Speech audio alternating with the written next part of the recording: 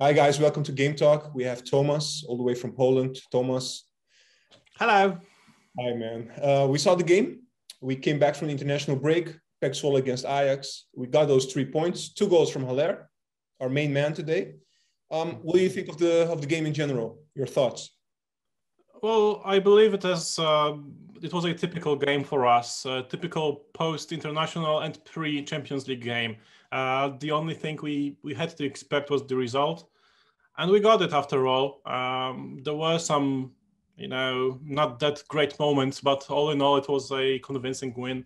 So I would be critical of many players, but altogether, I wouldn't be critical of the team because it was only to be expected. It is, the whole season is a marathon, not a sprint. So you got to have those slower moments just to be ready for the real challenges. And we didn't drop any points today, so yeah, it's all good. All right. So I asked Papimento, should we do this today? So not be too critical. Well, we should be critical. Still, we should understand why things happened. We can be unhappy about the involvement of some players. Still, it shouldn't affect our long run grading of them. Yeah. So it is only fair to say, for example, Ranch for today wasn't that great.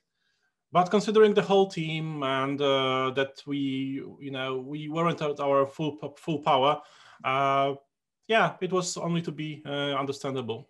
Okay, all right. I know you said we shouldn't be too critical because of the circumstances. We have to take this into account. But I still want to highlight a couple of players because also our next match is against Sporting. So I just want your opinion about a couple of things. So as you know, Berghuis has been a viable option as a number 10 for Ten Hag. Today he started as a number 10. What do you think of how he performed on the number 10 role today? Well, I believe it was a decent performance. It wasn't very good. It wasn't good. It was decent. And I believe it was his best performance in Ajax shirt so far, which says something about the other ones, but that's another story. I really liked the connection he had with Tadic. You can see they are similar players that look to have all those 1-2s and use their heels and so on. So basically give us some joy from watching football, which is much appreciated.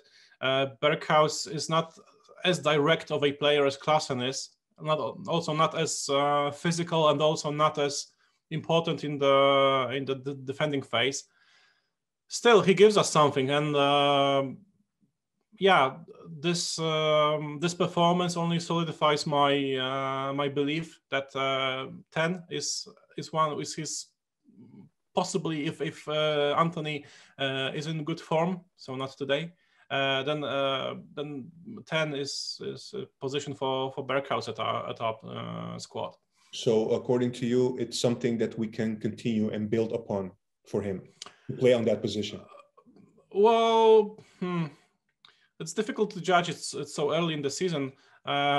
Still, this is most definitely an option to consider. This today's performance surely does not rule out further. Going deeper into this.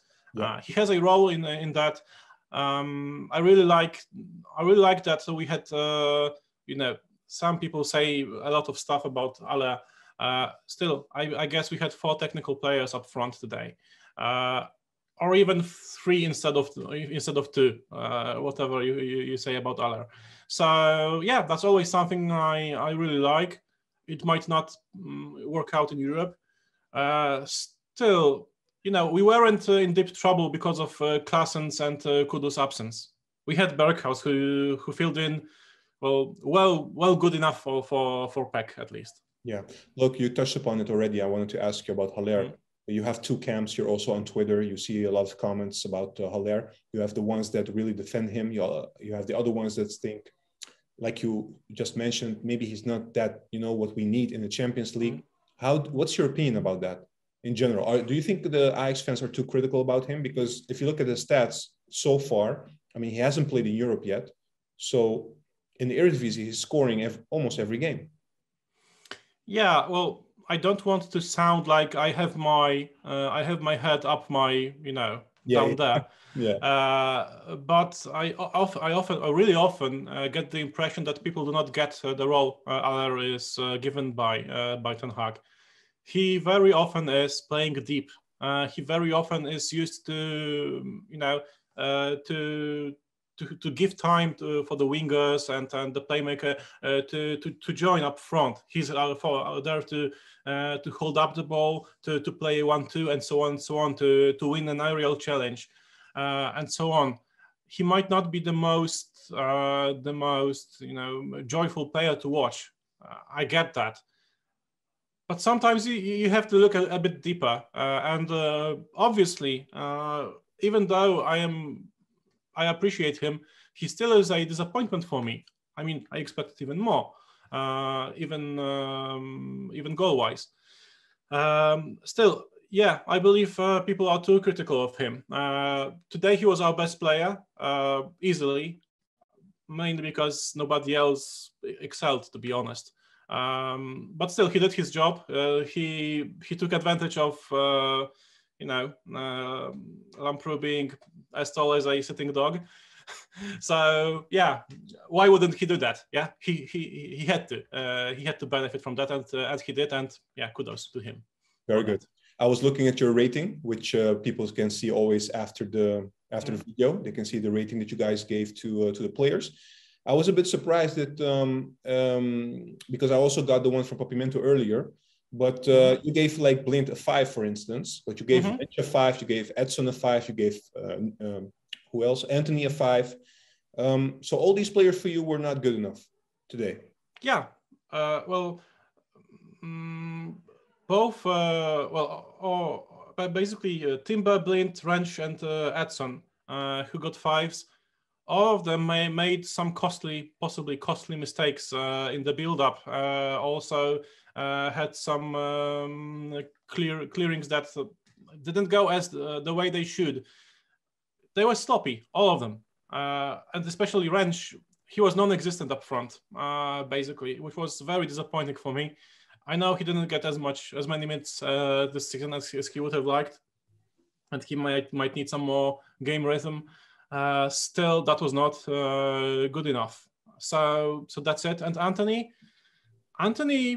showed himself twice, maybe, during the first half, and he deservedly got subbed. Neres, who is far away from his best, played a better game. And I believe it's not a matter of opinion. It's a fact. Simple as that. And I also gave 5 to our goalkeeper today. He had one good save. But let's forget about the corner he conceded, the stupid corner he conceded. Okay, but hold up. We have next game. This is a very interesting topic, actually. Next game is Sporting on Wednesday, Champions League. Our first game. We know that Stekelenburg is injured. We are not sure yet whether he'll make it, yes or no. We know Gorter is injured. We don't know what he has. But, I mean, we know that he's brought for the young Ajax, so we don't think he will play in the Champions League. So then there is a possibility we will have Pasveer in goal against Sporting. Are you comfortable with that? Well, I'm not thrilled about it. And I know, well, what else can we do? You can shout at the sky, God damn it, how come there's no Onana or Stekelenburg? But it is what it is. We have to live with it. And the thing I'm most critical about regarding Pasveer is his passing was absolutely terrible, unacceptable for an Ajax goalkeeper. I mean, this is an overrated aspect of goalkeepers' play in the modern game, I guess. Many people put too much focus on it, but there are some limits. He was absolutely terrible in that regards. And also, you remember the really bad game we had against PSV.